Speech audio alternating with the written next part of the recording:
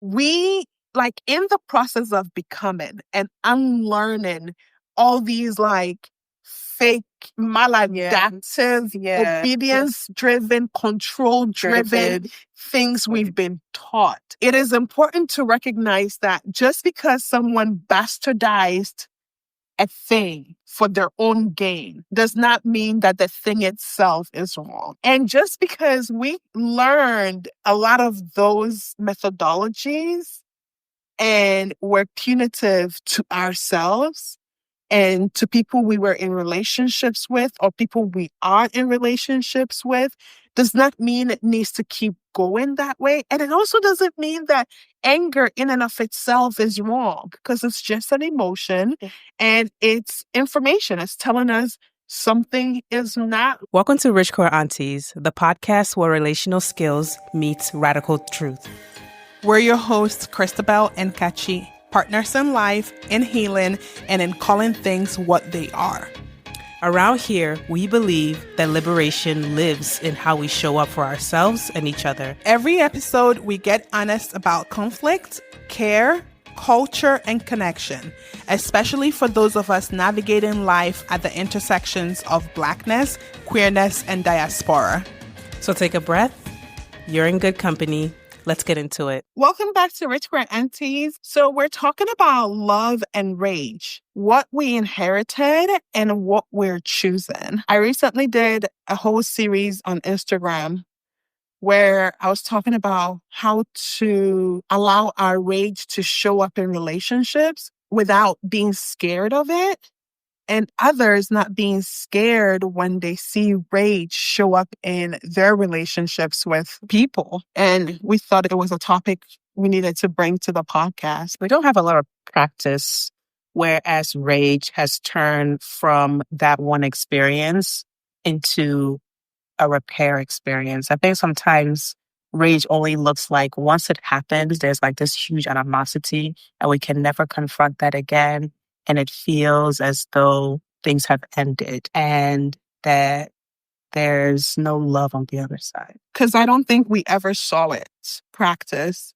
As someone who grew up in an African household where it seemed as though the access to anger was always much easier than the access to love, or at least the expression of love. We saw anger expressed, but we never saw love expressed. There are people who say that it's not our custom to say, I love you to your children.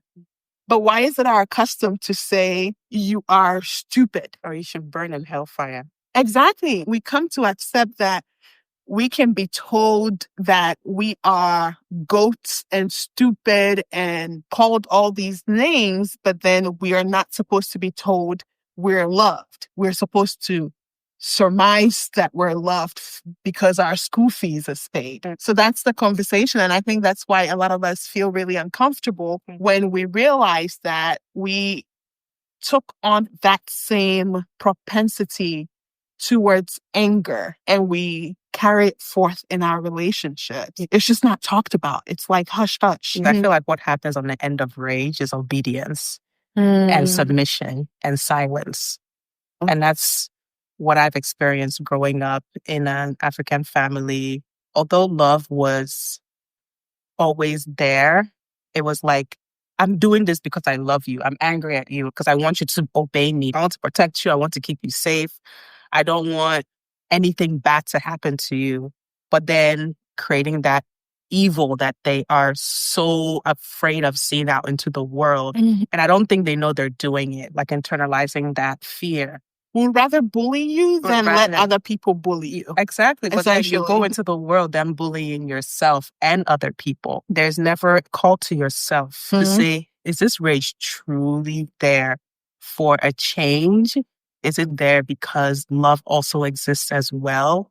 Or is it there in the midst of fear and no accountability, no repair? It's always like rage is the first feeling that happens, but that's covering something deeper, something more painful. And I don't think that part gets discussed a lot, you know? No, for real. That resonates with me so much. So then I have a question for you. How did you first experience rage in your household? It came from my dad because he had more access to it. And it was always at the mercy of whoever misbehaved. I was just very curious about life and I always challenged things. I was my truest self. I was my most expressive self. And I think sometimes people get afraid, especially my dad. I just knew that he had more access to caution me when I did something, when I didn't want to wear a dress, go to school on time or wake up on time, do my homework. When I was talking back, when I didn't agree with him, he would yell at me. He would beat me. He would assert his dominance than trying to understand exactly where I'm coming from because I had my own deep wisdom about who I was. And it made him feel uncomfortable. And that discomfort inside of him, he didn't have the capacity to sit with it. So then he would yell at me to stop it, to stop what was happening. And then to like silence or shut down whatever was happening. And I knew that he noticed that I wasn't moldable, I wasn't someone that you can control. And I knew within myself that I was already becoming very interested in girls and the part of the world that no one talks about, the sensual self, the spiritual self, the one that's not controlled by religion or by people or culture, that I knew more about the world and about myself, and I wasn't afraid to express it. And I think that expression scared him a lot. Yeah. So rage seems to come up from a place of fear, and it was like really scary. But not scary enough to not make me be who I was. I was going to say, because my introduction to rage and anger was my mom. My mom found herself a single parent. She did not choose that for herself. I don't think that's what she saw for herself. She married my dad. My dad had courted her for 7 or 8 years and persistently pursued her. And she had said no to him because she wanted to finish school. So when she graduated, she became a teacher. That's when she married him. And my dad waited all those years. So I think she thought it was this romantic thing. Like that's how she wanted to raise her children. And then she enters the marriage and my dad was incredibly abusive to her. She had a couple of miscarriages and then she's like, I am not going to endure this. I am going to remove myself and my children from this abusive situation. But what ended up happening is that it hardened her, at least the way I witnessed it. It hardened her to the softer, romantic parts of life. But I don't think it was also just that experience. I think it was also her upbringing. She was in service from when she was like 12 years old. So she has lived a really hard life and it informed the way she approached raising me. And I know this a little bit from conversations I've had with her now that I'm older. She thought that by exerting dominance over me, she was going to protect me. She would be able to shield me from the things that she had been through. So exposing you to that is, in their logic, protecting you from the world. Essentially, it builds character. I will be strong enough to leave like she left if I was ever in that situation, right? I wouldn't be so soft. I think that's the same way my parents wanted to raise us so that we won't be so soft. Yes. But then look at me, I'm so sensitive to the world. I just did not internalize whatever they were trying to give me. But you also have to realize there's a little context here. Both of us were raised by parents who are the first generation emerging from a genocide of the Igbo people. Right? They lost family members. My mom lost her elder brother, my grandmother's oldest son, died in the Biafran War. So these are people emerging from a genocide, and they are raising their children with so much fear. And I believe that's what the rage and the anger covered.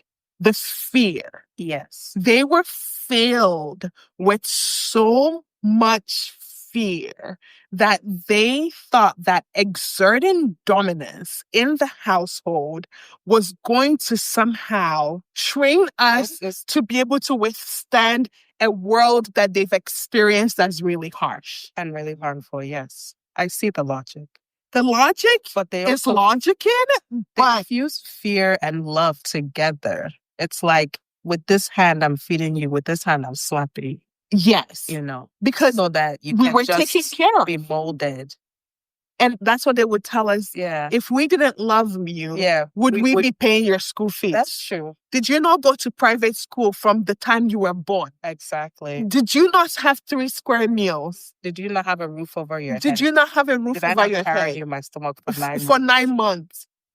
Did I abort you? Don't you see your mates out there who have nobody looking after them? That's true that we should be grateful, because look at other people out there who their parents have left, who are now raising themselves, and how far have they gone? So we should be happy.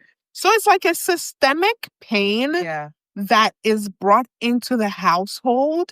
It's a colonized way of thinking that is brought into how they raise their children, how they raised us. But fortunately for us, we are part of a generation where we have access to different knowledge. We have access to information, and we have access to remembering our ancestral knowing that children were revered. Children were essentially worshipped and seen as closer to the gods. Children were listened to. So now when we remember that, I'm trying to reclaim parts of myself that has been splintered, because the example I saw of how to become was from people who were splintered and lived in that splintered state. Yeah. That's like when you don't have access to your own land, when your access has been removed, and now you're left with the scraps, and you have to build on top of that while still grieving. There was a time when I was 3 to 5 years old, living in Nigeria. My fondest memories would be of my parents arriving, walking to the house with their luggages and gifts, and just all this bountiful, love. There was something rich about it and something so precious. And when I saw them living in America, I felt like it was a different side of stress and anger, that there is a difference with what having access to land does to you. Like, even though you're stressed and you're grieving, you can still hold on to. At least you're on your ancestral land. Yes, because their love was not painful when they visited us. After we had moved back to the US, I noticed a certain kind of structure that was not inherent to how they wanted to raise us. It was like, I have to raise you this way because we're in a foreign land. And there's so much that we cannot control. I hear that. The ways they were teaching us collectivism and what they were trying to say existed did not exist. And that is the long-standing effect of colonialism, even on the continent. Like growing up in Ghana, growing up in Nigeria, it was our ancestral lands. The cousins were there, the uncles were there, the aunties were there, but there was so much family strife because the advent of the white man on our lands, Africans being kidnapped and sold during the transatlantic slave trade, changed something. And this generation, we're trying to reclaim it. But I don't think the full reclamation will come for many more generations to come. But at least we're beginning that work of saying, who were we before these people came? Because I feel like it still ties into what I was saying with access to land. Colonialism removed our access to land, which caused this additional pain and grief that we are experiencing. I guess metaphorically, people who are listening to this, some people might say, we have the physical access to land. And our mothers beat us every day of our childhood. So yes, it all ties in together, both physically and metaphorically. The parts of them that came out in America differed from the parts of them that came out in Nigeria. And I say that's true. Absolutely. Because the closer you are to the land, the less anxiety. But if the land is the only reality you've known, that anxiety still persists. I see what you mean. So I think both definitely goes hand in hand, because I grew up in Africa. I didn't leave until I was 18, and then again when I was 21. And it was still that same fear that existed. But then with my mom, you're dealing with patriarchy, religious indoctrination. She didn't want me to get pregnant. She didn't want me to be out here on these streets doing God knows what. But the thing is, it did not protect me. I did get pregnant as a teenager. When the abortion came to be, she didn't know of it. So I did do all these things that she thought she was protecting me from by being my bully, essentially. But the thing is, her being that way towards me is what drove me to seek love elsewhere. Yeah. To seek tenderness elsewhere. Because I never forgot that I deserved tenderness. I craved it. And I was in touch with that longing from very early on. So I would seek that from other people, usually like boys and such. Mm-hmm. Yeah. I agree with looking for that tenderness elsewhere, because that's what drove me to feel loved and accepted and seen by other people and feel validated for who I was, because my parents weren't the safest people to talk about my relationships, even my interests in girls. They weren't a safe place to talk about it. The talk that my mother would give me about boys was to show me this medical book with STDs. And she said, if you have sex, you can wind up pregnant or getting these multitude of STDs. And the worst of it all, HIV/AIDS. That's where she ended the chapter on relationships and sex. Don't have sex before marriage. Only have sex after you get married. And only have sex to have children. Only have sex with your husband. Wait for marriage. You should be a virgin until you get married. You have to ascribe to being a virgin, which these things that they ever tell their children, they didn't do it. They didn't do it. Fucking hypocrites. They tell on themselves, and the children end up doing the exact same thing that they're cautioning them away from. Yeah. Rather than witnessing themselves being a human being and making human decisions as an adult, if they learned the lessons, they would have been able to pass down something to their children, what relationships look like, on how you can handle being in love with someone but being angry with them, and so how that's okay. Like, it was all a facade. It was all a facade. It was all a dream. It really is a dream. Because the rage isn't even real rage. It's not real rage. And that's what I was talking about, like splitting, them being splintered. It's more control, if anything. It is control. It's not the true emotion in its purest form. Because when rage and anger is actually called for, when they are at work, they're suddenly quiet. They can't stand up for themselves. That's true. Like, you see them being all macho in the house, but when they go outside, somebody if somebody does something to them, they keep quiet. They keep quiet. They're saying to their boss, yes and yes, sir. Essentially. And then they come into the house and they take it out on them. Because if it's someone that can defend themselves, if I was courageous enough to fight my dad when I was a kid, all of this that I'm unlearning, standing up for myself, advocating for my needs, I would have been able to settle that. Whereas now as an adult, I need to constantly remind myself that I have privilege and access to my power.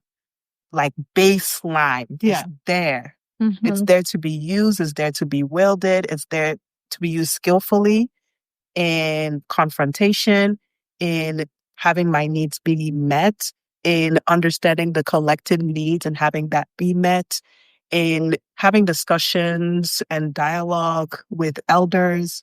I would have had more practice. I feel like we're still at the early and mid stages of development. That's what happens in that late 20s, early 30s, mid 30s, exactly. Right? I went through that. It's been like a 12-year process of becoming. I turned 40 this year, and I feel finally in the last few years a becoming, settling in, an integration. Because when I look at rage in its purest form, in its true form, and anger, rage, I'm using those terms interchangeably in this context. I'm talking about the thing that comes up in you when a wrong has been done. Wow. To you, to others, to creatures, to the earth. That thing that comes up within you, that emotion that moves you to seek justice, that is righteous. Yes. That is to be named, that is to be wielded skillfully in the pursuit of justice for self and others. We, like, in the process of becoming and unlearning all these like fake obedience driven, control driven things we've been taught. It is important to recognize that just because someone bastardized a thing for their own gain does not mean that the thing itself is wrong. And just because we learned a lot of those methodologies and were punitive to ourselves and to people we were in relationships with or people we are in relationships with, does not mean it needs to keep going that way. And it also doesn't mean that anger in and of itself is wrong, because it's just an emotion and it's information. It's telling us something is not right here. Something is off. Let me investigate it. Sometimes if you've had trauma, it could also be something is off, but as it relates to something that happened to you in the past and not what is going on currently. Even that is information. Even that is not something we should run away from. You know, what people call being triggered. It's information. And so when we're able to recognize the ways we've been taught anger and rage is not it, then what is it? How do we talk about this more openly if we're still wielding it in ways that are not righteous? Yeah. If we're still harming ourselves or harming others because we haven't mastered it. So my question to you is, how has anger and rage shown up in your adult relationships? So for me, it tends to show up whenever I feel that I haven't said my truth and everything just assumes that they know my mind or like my truth. Sometimes it shows up for me if I'm not able to say exactly how I felt in a conflict, like what actually hurt me, what was coming up for me, and the assumption that I'm being mean-spirited. It's hard for me to defend myself. And when I feel as though like I'm being made out to be a bad person, for me, rage comes up in either fighting back, saying exactly what I truly felt, however unskilled, however untamed it looks like, and then spending some time digging deep inside and seeing what was painful here. If anything like that comes up for me, I feel it in my body. It feels like I've been just forgotten. Yeah. And where I've been able to vent my rage is through music, like listening to very loud, heavy metal music to just scream and say my thoughts, however crazy it feels, and then have it pass. So it doesn't feel like I'm harming the person or harming you. Because when that pain comes, it's not always the person that I am in conflict with that it's happening. It's sometimes coming from what I've dealt with my dad or with my mom and not being able to speak up for myself. Growing up, I dressed up very boyish, and my mom would ask me, do you even like boys? Are you a lesbian? And I would say no, right? I was so angry at how I had to fake perform this reality that I didn't sign up for, but then having to still perform it because I'm under the care of my parents. And I didn't want anything to cause a rift. But my anger was directed at me because I didn't stand up for myself. Mm-hmm. I don't know if I could trust myself. Mm. And then I would be in relationships with people or in friendships with people, and I'm not my truest self. And I would attack myself for it because I kept performing being liked or kept performing being hetero. Yeah. So anything that feels like the reality that's looking at me is not true to who I am, that's when I get really angry and I feel like I have to say something, speak up about it.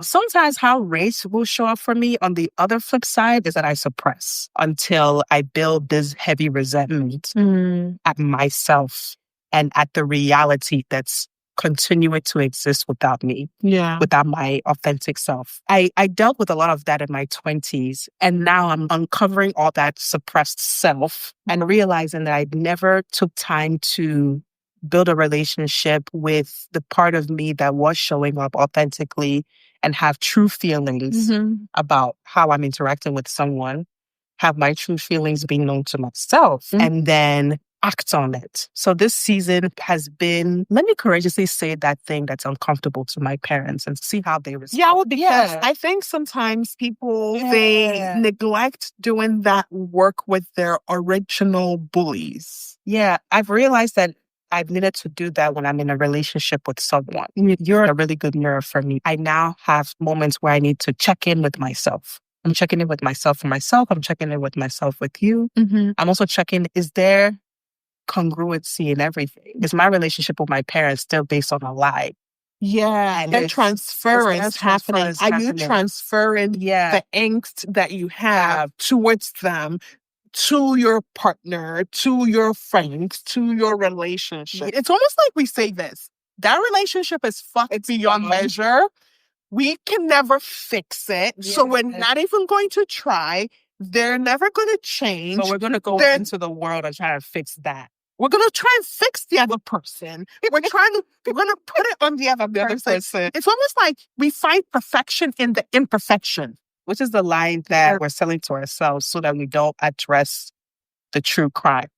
So do you know how I realized that this was a thing that existed? I'm going to bring it back to like my relationship with rage as a teenager and how it differs from how you express your rage in your relationship. Mine has always been outward. I applaud you with that because I was so afraid to... No, but that's the thing, because I was risking getting kicked out. No, I got kicked out many times, but I will say the privilege I had in growing up in Africa is that when I got kicked out of the house, the neighbor brought me home. Uncle over there will come to my mom, girl, what are you doing? So that happened. And I think in America, it will be a little harder to do that. Our compound was open. People could just bring me back home. People could intercede on my behalf. I have always been able to express my rage outwardly. It came with severe consequences. Physical beatings were irregular in my childhood. But I knew that fighting back was the only thing that was keeping me alive. And even when I didn't know it cognitively, my chi knew it. Like, my chi fights for me, whether I consent or not. It literally just steps out on my behalf and says, oh, we're throwing hands. So you envy me, but here's the thing. I didn't know when to stop throwing hands. I took that shit all the way into my 20s, into my early 30s. I was ready to throw hands.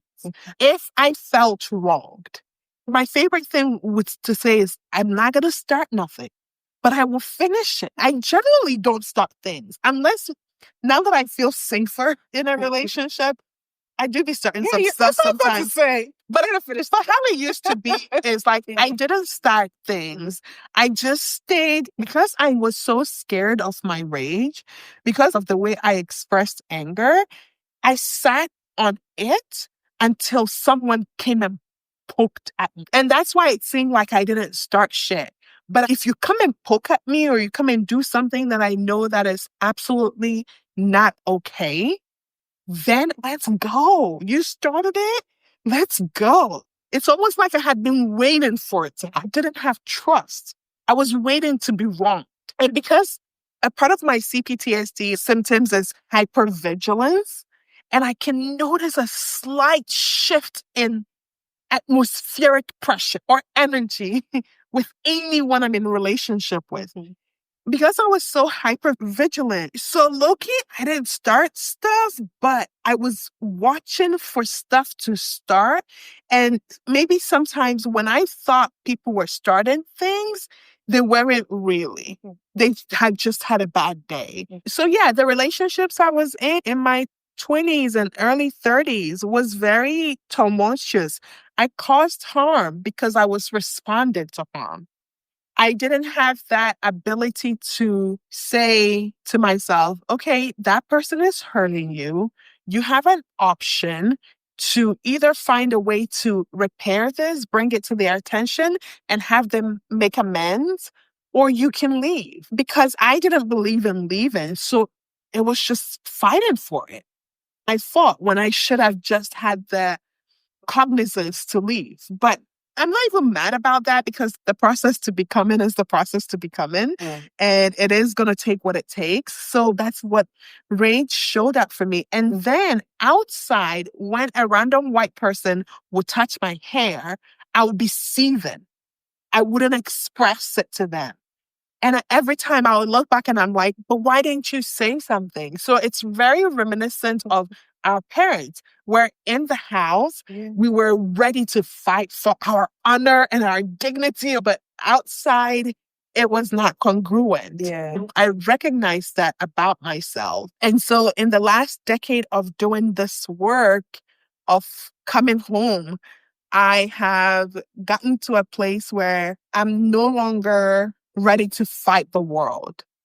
I want to ask, I want to be curious, but I still tuck my anger and my rage as a warm companion, as the first alarm that something unjust is happening and I need to speak up. But now the way I speak up is radically different from how I used to speak up.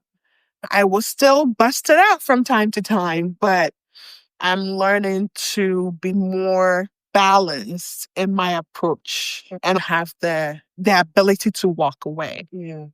So in my family, I just kept silent. It didn't mean that I wasn't hurt or that I didn't have anger. I just learned to compartmentalize it, just bottle it up. I would avoid talking to my parents or interacting with them.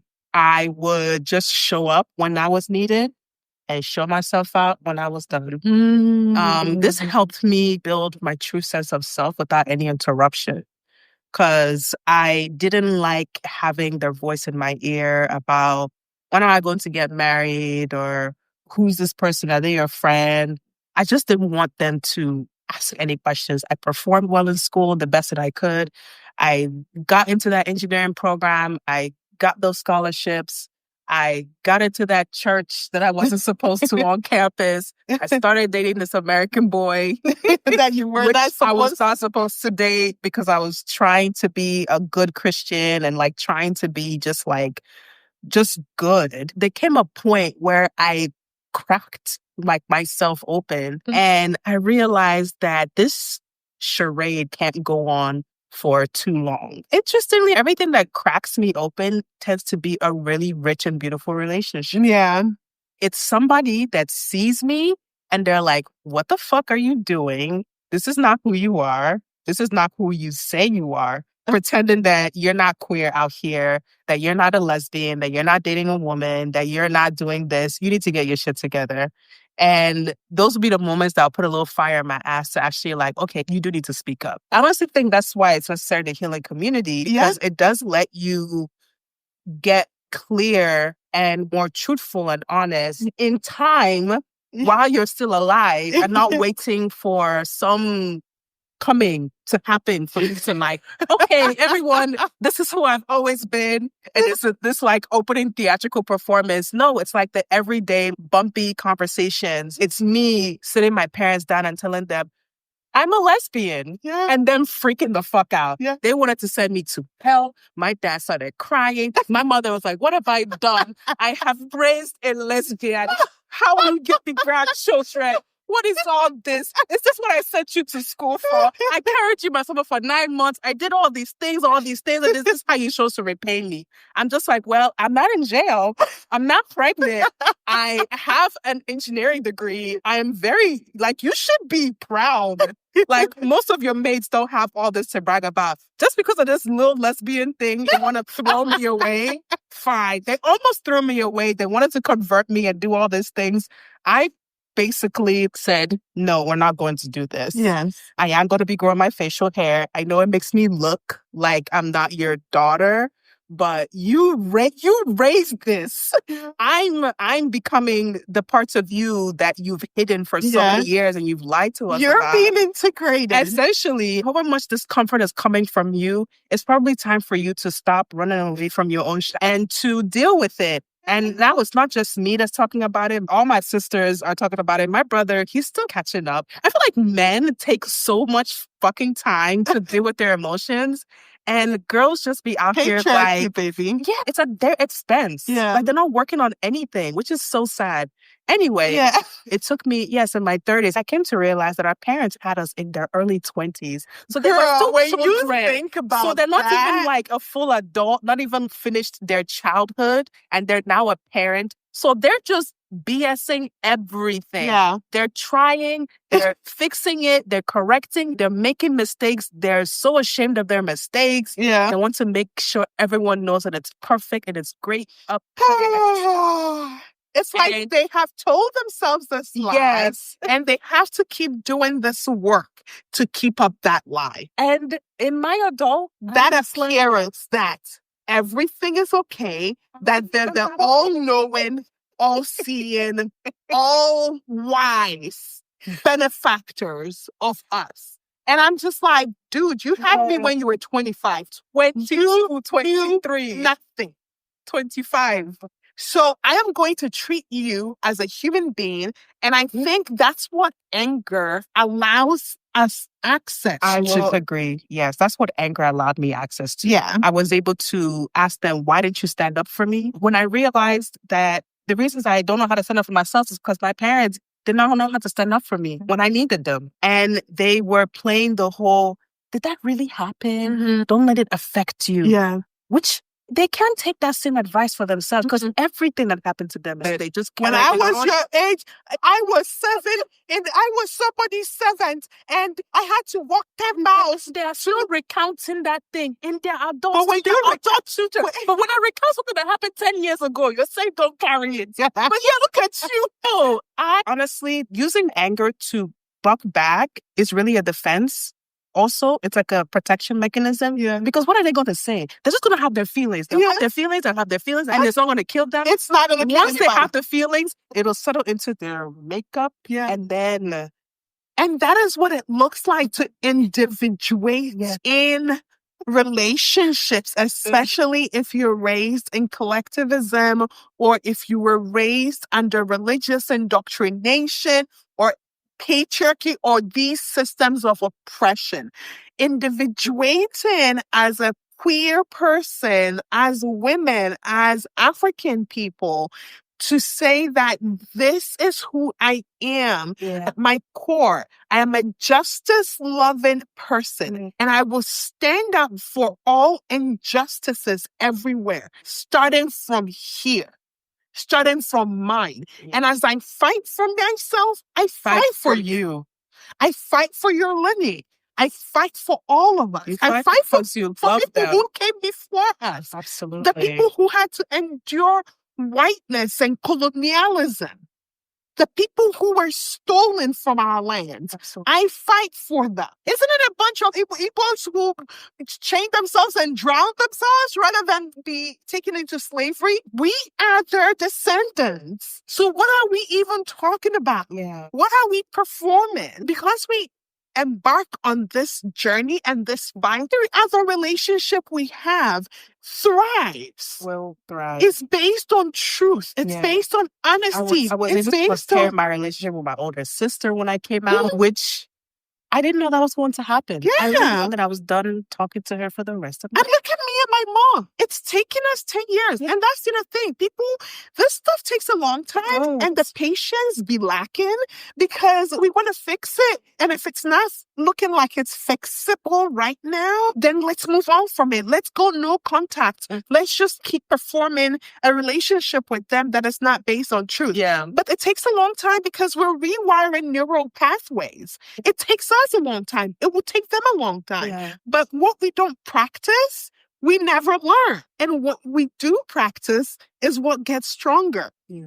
So if we keep practicing a relationship based on a lie, that's what we're reinforcing. Yeah. That's literally the neural pathways we're making stronger. Yeah. So it's a choice and it's uncomfortable and it's outright painful. The pain gonna pain either way. So it's like, what pain are you choosing? Yeah, what's the true pain you want to live so that you can actually learn something? And come out relating from a place of deep honesty. Yes, with yourself, with the people around you. And so, if you're in the Bay Area, this is the theme of the gathering we're having on June 21st.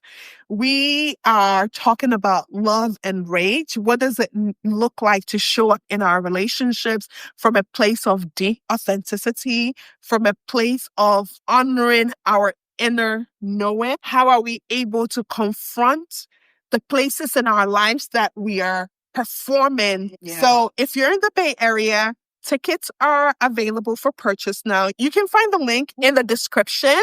It's only 8 people. It's intimate. We're going to feed you. And I'm going to make delicious herbaceous cocktails to just help ground the conversation. Yes. We would love to have you. It's in our home.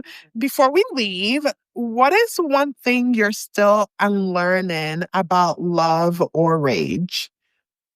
And how they intersect with each other. And what is the one thing you've reclaimed that you never want to give up again?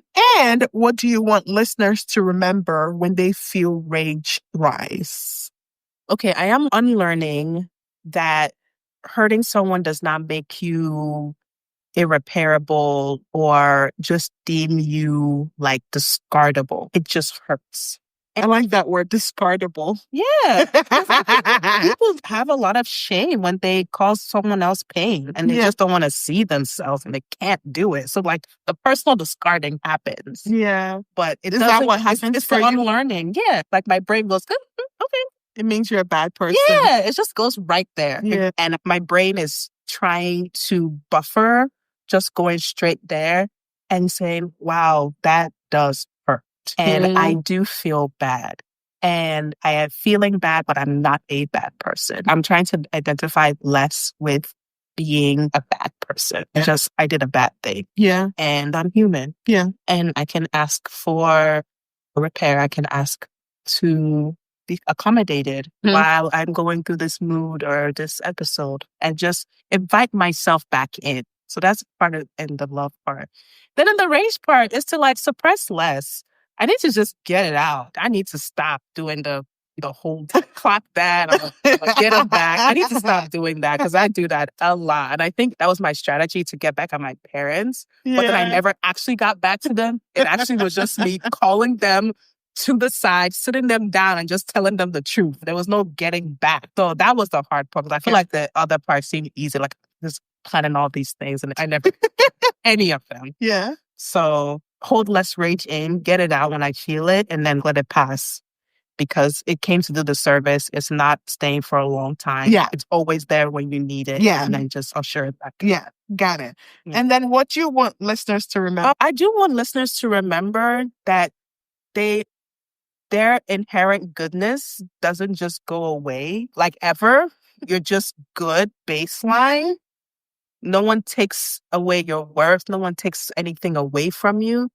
Not even you. Not even you. You can't. So just keep reminding yourself that you are worth like the investment, worth the time, the patience to learn the new things that your body just feels like, I'm done with my life because I'm an adult and I've known everything. You know nothing.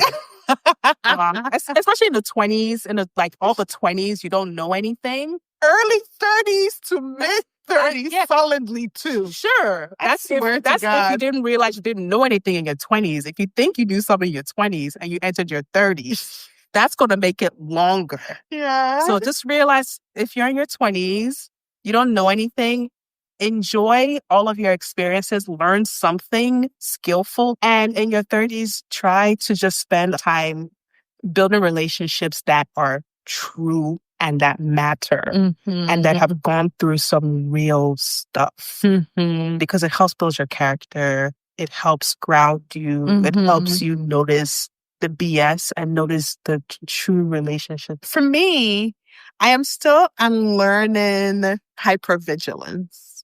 Can you unlearn that? Yes, I think so. I think the way I unlearn hypervigilance is to check in. As in, when I feel it, instead of assume that I'm correct, I check in to say, I'm feeling like you're mad at me. You're probably not, but I want to check in about it. What's my favorite thing to ask you? Whether things are good, bad, ugly. Are you okay? Are you okay? Is everything okay? Is everything okay? You'll be smiling. I'm like, is everything okay? Sometimes it don't be okay. Also learn, that's another coping. I've learned to smile and chuckle even when it's not okay. I'm still unlearning hypervigilance, especially when the first thing it moves me towards is anger. I guess I'm learning that to immediately see what is underneath the anger. It's getting easier to identify that for me, most times it's fear. I'm really scared of not being lovable, of not being worthy, someone I love being not pleased with me. So that's still in the works at my ripe age of 40 years old. And I'm learning to wield my rage more righteously outside of the home. I'm learning that thing that was passed on to me, that you can only show that you're angry with the people you love and not strangers on the internet. So if you see me cussing out people on the internet, know that it's a part of my becoming, okay? I just want y'all to remember that if your first place of harm and abuse was in your family of origin and you're still in contact with them in any form at all, address that shit with them. If your well-being, your livelihood does not depend on them, take the risk to tell them that you will no longer pretend to be who you're not. Take the risk to show up as yourself at the family dinner. Take the risk because it will positively impact every other relationship you have. The way we show up authentically in our relationships that are not familial is affected by how we show up in our familial relationships. We think we can compartmentalize and just treat them differently. And to some extent, we can. But I find that the greatest depth I've ever felt in my romantic relationships come from a place of strength that has been built upon making my mom face me, the truth of me. I don't like that. And on that note, we're done. Like that. Okay. Stay tuned. We're going to keep showing up here.